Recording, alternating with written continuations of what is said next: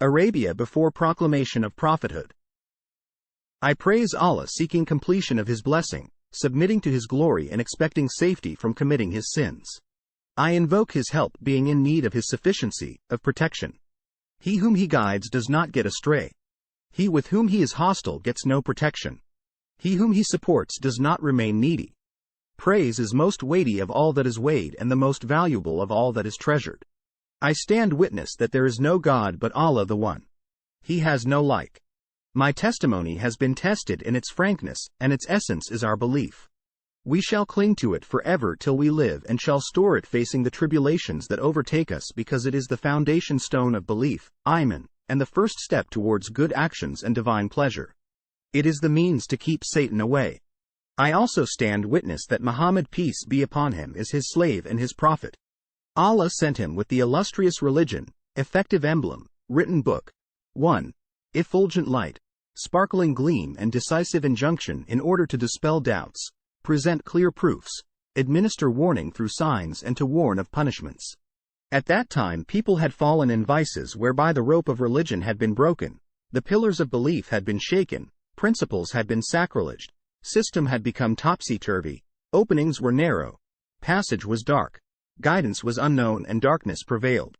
Allah was being disobeyed, Satan was given support and belief had been forsaken.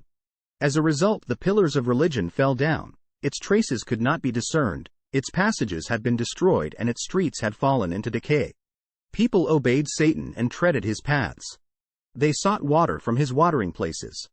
Through them Satan's emblems got flying, and his standard was raised in vices which trampled the people under their hoofs, and treaded upon them with their feet.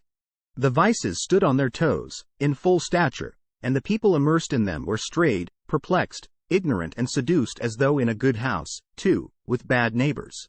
Instead of sleep they had wakefulness, and for antimony they had tears in the eyes. They were in a land where the learned were in bridle, keeping their mouths shut, while the ignorant were honored. In the same sermon Amir al-Mu'minin referred to al-Nabi, the household of the Holy Prophet, as under. They are the trustees of his secrets, shelter for his affairs, source of knowledge about him, center of his wisdom, valleys for his books and mountains of his religion. With them Allah straightened the bend of religion's back and removed the trembling of its limbs. In the same sermon he spoke about the hypocrites. They sowed vices, watered them with deception and harvested destruction. Muhammad. None in the Islamic community can be taken at par with the progeny, 3, of the Prophet, Muhammad. One who was under their obligation cannot be matched with them. They are the foundation of religion and pillar of belief. The forward runner has to turn back to them while the follower has to overtake them. They possess the chief characteristics for vice guarantee. In their favor exists the will and succession of the Prophet. This is the time when right has returned to its owner and diverted to its center of return.